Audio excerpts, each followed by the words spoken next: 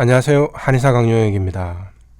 우리는 조금 더 잘 살고 행복해지기 위해서 걱정이란 걸 합니다.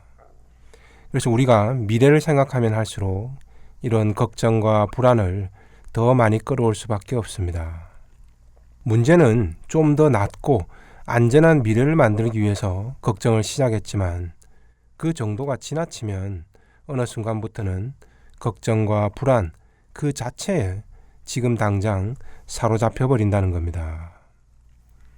시험을 잘 보기 위해서는 걱정을 좀 해야 합니다. 출제 범위는 어디까지고, 그 선생님 출제 경향은 어떻고, 작년의 기출 문제는 어땠고, 어떤 참고서를 보는 것이 좋을까 고민도 하고 걱정을 하는 것은 분명 도움이 됩니다. 그런데 이런 합리적 걱정을 넘어서 지나친 긴장과 불안은 병이 됩니다. 시험에서 내가 만약 모르는 문제가 하나라도 나오면 어떡하지? 방금 읽고 지나간 내용이 완벽하게 공부가 안 된 건 아닐까? 지난번보다 성적이 더 떨어지면 사람들은 나를 뭐라고 볼까? 내 인생은 끝장나는 것 아닐까? 이런 식으로 꼬리에 꼬리를 물고 작은 가능성을 크게 확장시켜 걱정 그 자체에 사로잡혀 버릴 수도 있습니다. 미래에 발생할 아주 사소한 위험까지도 다 완벽하게 대비하려다가 현재 상황에서 굳이 겪지 않아도 될 큰 고통이 자꾸 유발됩니다. 이런 분들의 한결같은 공통점은 바로 만약 무엇 하면 어떡하지 라는 가정법입니다. 일어날 가능성이 적거나 설령 일어난다고 해도 자신이 충분히 감당하고 통제할 수 있는 일들까지도 지나치게 미리 앞서서 걱정을 합니다. 건강이나 가족 걱정, 업무에 대해서도 완벽한 대비를 하지 않으면 자신에게 큰 불행이 닥칠 것이라 걱정합니다. 특히 자신이 과거에 위험을 경험했던 이들일수록 이런 경향이 심합니다. 이들은 한결같이 미래를 위해서 현재를 희생하는 데 익숙합니다. 현재의 고통이 비정상적으로 커지고 있는 것에 대해선 너무 둔감합니다. 대신 현재의 고통을 견디기 위해 엉뚱하게도 강박적인 징크스를 만듭니다. 나름의 어떤 생각이나 행동을 해서 불안감을 해소시키려는 거죠.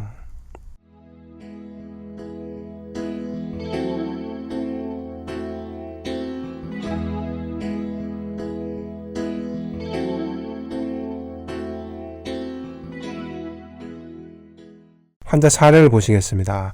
30대 남성 A씨로 잠을 못 자고 직장에만 가면 자꾸 심장이 두근거리고 가슴이 답답하면서 숨쉬기가 힘든 증상 때문에 내원했습니다. 그리고 강박증 때문에 일상에 지장이 너무 많습니다. 수년 전 공무원 시험 준비 중에 처음 나타났습니다. 가정적으로도 좀 불안했고 시험에 떨어지면 어쩌나 많이 불안했답니다. 그러던 어느 날 편의점에서 물건을 고르는데 맨 앞에 진열된 물건을 꺼냈는데 그때 이 물건이 제일 먼저 떨어져 나간다는 생각이 들었습니다. 그리고는 자신도 공무원 시험에 제일 먼저 떨어지면 어쩌나 두려웠답니다. 그 뒤로는 굳이 손을 비집어 넣어서 진열된 물건 중에 맨 뒤에 있는 것을 꺼내는 습관이 만들어졌다고 합니다. 비합리적이지만 불안에 대처하는 일종의 징크스를 만든 거죠. 이후 다행히 A씨는 공무원 시험에 합격을 했습니다. 그것도 아주 우수한 성적으로 합격했답니다. 그런데 다른 걱정과 징크스가 또다시 하나 둘씩 더 늘어나는 겁니다. 이번에는 내가 동료들에게 완벽하게 적응할 수 있을까? 내가 실무 업무는 안 해봤는데 완벽하게 잘할 수 있을까? 이처럼 아직 벌어지지 않은 일까지 계속 걱정거리를 끌어옵니다. 또 나름의 징크스를 만들고 이를 다 완수하느라 일상이 더 피곤해집니다. 이들의 불안은 늘 폭풍 전야와도 같습니다. 그래서 편안하고 걱정거리가 하나도 없는 상황이 되면 오히려 더 불안해합니다. 일주일 내내 열심히 일하고 일요일 하루 쉬고 있으면 이때가 더 불안합니다. 잠도 더 안 오고 몸도 더 힘듭니다. 무엇보다 죄책감까지 듭니다. 내가 이렇게 여유 있게 TV나 보고 있어도 쉬고 있어도 되냐라는 자책을 하는 거죠. A씨가 어릴 때 공부하던 습관도 마찬가지입니다. 부모님은 소풍 갔다 온 날에도 낮에 잘 놀았을 텐데 오늘 저녁 같은 날 공부를 해야 남들보다 더 앞서갈 것 아니냐며 혼내는 시기였답니다. 실제 아버지도 그런 삶을 몸소 살았다고 합니다. 아버지는 실향민으로 자주 성가한 할아버지로부터 또 그런 삶의 태도를 그대로 물려받은 겁니다. 남들 쉴 때도 자신은 쉬지 않고 열심히 일해야 한다며 다그쳤겠죠. 이런 마음 습관이 가정 내에서 자식들에게 전수되고 성격적 형태로 굳어진 겁니다. 그런데 삶의 질은 지금 어떤가요? 일상이 항상 불안하고 긴장됩니다. 당연히 몸도 긴장되겠죠. 그래서 이런 분들은 온몸에 원인 모를 통증이나 불면증, 만성 피로, 과민성 대장 증상, 신경성 위장병, 심장 두근거림, 신경성 호흡 곤란 이런 증상들이 잘 나타납니다. 평소 걱정이 많고 사소한 일도 잘못될까봐 지나치게 걱정합니다. 하루 종일 걱정이 끊이질 않다가 집에 돌아오면 기진맥진해버리죠. 그래서 기력이 떨어져서 그러나 싶어 보약을 먹어봐도 만성 피로가 개선되질 않습니다. 진통제나 치료약을 써도 잘 반응하지는 않습니다. 일상에서 또 긴장되고 불안한 상황을 스스로 만들거나 계속 끌어오기 때문에 몸이 또다시 긴장돼 버리기 때문이죠. 마치 불안과 걱정이라는 밑빠진 독에 물을 붓는 격입니다. 여기에 환자는 이제 구체적인 걱정거리가 하나 더 생기는 겁니다. 자신의 몸에서 명백하게 느껴지는 통증이나 신체적 불편함이죠. 이때부터는 병에 대한 고민이 가세하면서 점점 더 어려운 상황이 됩니다.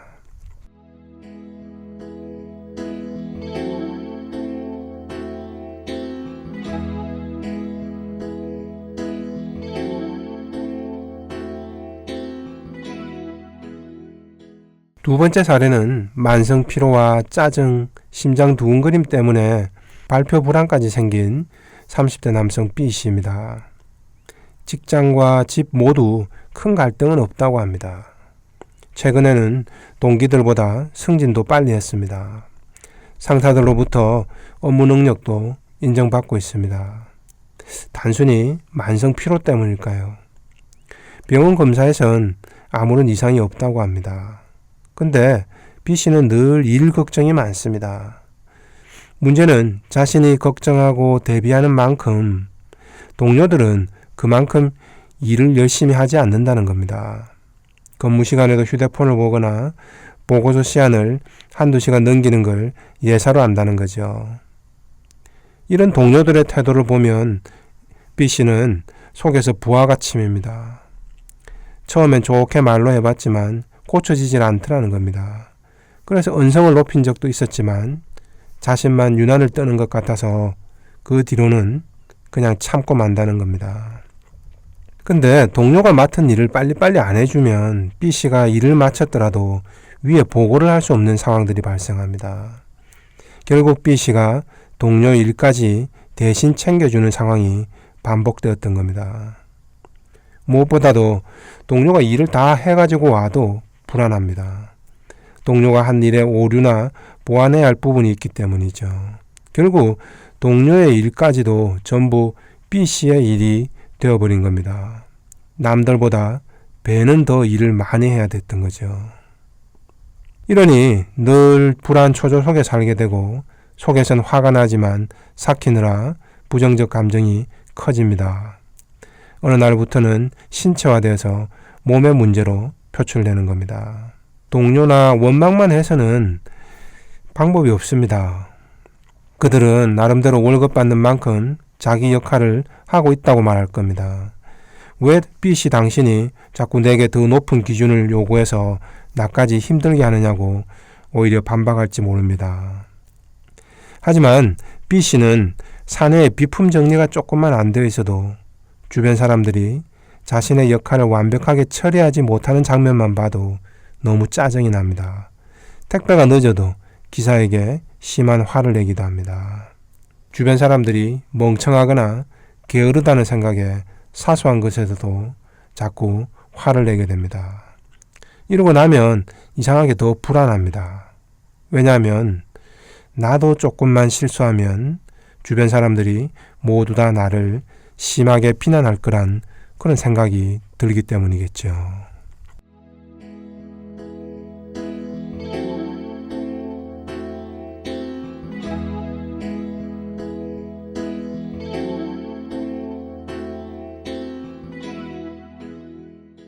이게 일상적인 삶의 불안을 더 증폭시키는 거죠. 집으로 돌아오면 걱정과 불안은 끝이 날까요? 그렇지도 않습니다. 아직 초등학생인 두 아이의 안전과 고등학교 공부, 취업 걱정까지 미리 하고 있습니다. 이 아이들이 결혼할 때 나는 전셋집이라도 하나 얻어줄 수 있을까? 10년, 20년 뒤에 발생할 일까지 이렇게 미리 혼자서 걱정을 해야 합니다. 이러다 보니 B씨는 어느 순간부터인가 한창 열심히 일을 하고 있을 때면 자꾸 아이들이나 아내가 교통사고를 당하는 강박사고가 떠올려집니다. 또 일거리가 많아지면 갑자기 짜증이 확 나서 예전과 달리 성격이 까칠해졌다는 이야기를 종종 듣게 됩니다. 이런 현상은 바로 자기 자신을 보호하려는 무의식 때문입니다. 무엇으로부터의 보호일까요? 지나친 걱정거리와 불안 때문에 발생한 부가적인 일거리를 이제 좀 그만 만들게 하기 위함인 겁니다. B씨는 도대체 왜 이런 걸까요? 적당히 꼼꼼하면 좋을 텐데 말이죠. 일종의 트라우마가 있었습니다. B씨의 아버지는 공무원이었는데 군사정권 시절 데모하던 동료의 잘못을 감춰주다가 함께 젊은 나이에 해고가 됐습니다. 낙인이 찍힌 탓에 그 뒤로는 일할 곳이 없어지자 아버지는 화병으로 시름시름 앓다가 몇 년 뒤에 돌아가셨다고 합니다. B씨는 너무도 가난한 시절을 아버지 없이 견디면서 이 모든 서름과 한이 아버지가 꼼꼼하지 못했던 것 때문에 발생한 것이라고 여겼던 겁니다. 그래서 자신은 공부든 일이든 대인관계든 항상 꼼꼼하고 완벽하게 처리해서 아버지가 겪었던 것처럼 그런 위험한 상황이 조금도 발생하지 않아야 한다는 성격적 기질이 강해진 겁니다. 또한 무력하게 누워만 있는 아버지에게 보냈던 원망과 비난이 아직도 B씨 마음속에서는 화해가 되질 않았던 겁니다. 대신 세상의 사소한 위험으로부터도 완벽하게 자신을 보호해야만 한다는 생각에 늘 걱정과 불안을 과도하게 끌어온 것입니다. 그리고 몸도 마음도 지치면서 결국 보다 안전하고 행복한 삶이라는 목표는 도리어 더 멀어지고 삶의 질 또한 떨어지고 있었던 겁니다. 하지만 이 모든 것이 결국 자신의 삶의 태도에서 출발하고 있다는 걸 깜짝같이 모르고 있었던 겁니다. 주변 동료들이나 배우자가 태만하고 게으르다며 충돌할 수밖에 없었던 원인도 몰랐던 겁니다.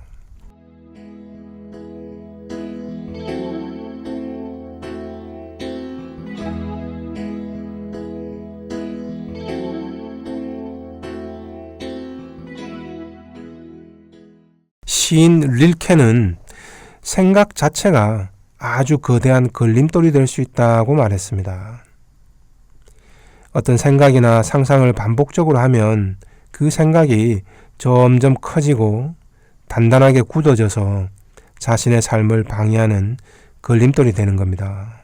하지만 사람들은 대부분 그런 걸림돌을 만들어낸 것이 정작 본인임을 깨닫지 못하더라는 겁니다. 하지만 릴케라는 시인은 걸림돌이 가장 큰 용기가 된다고도 말했습니다.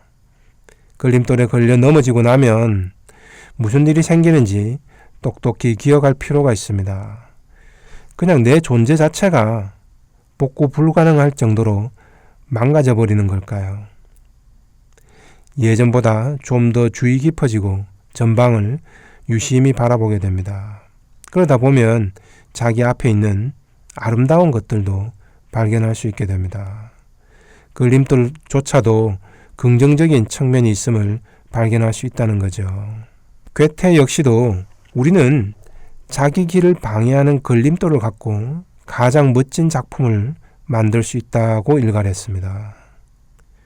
불안하고 걱정스러운 걸림돌을 만난다고 우리가 감당 못할 거란 불안은 대부분 내 과거 상처가 부정적인 쪽으로만 확대하고 부풀려 놓은 허상인 겁니다. 걸림돌이 내 인생에 없기를 바라야 할까요? 이건 너무 비현실적인 겁니다. 다만 걸림돌을 만나더라도 마치 어디든 통과할 수 있는 물처럼 살아갈 방법은 없을까요? 걱정거리가 안 일어나야 하는 것이 아니라 걱정거리가 발생해도 내가 충분히 감당하고 대처할 수 있는 능력이 이미 내 안에 있음을 확인하는 노력도 중요하지 않을까요? 지금까지 한의사 강용혁의 심통부리기였습니다.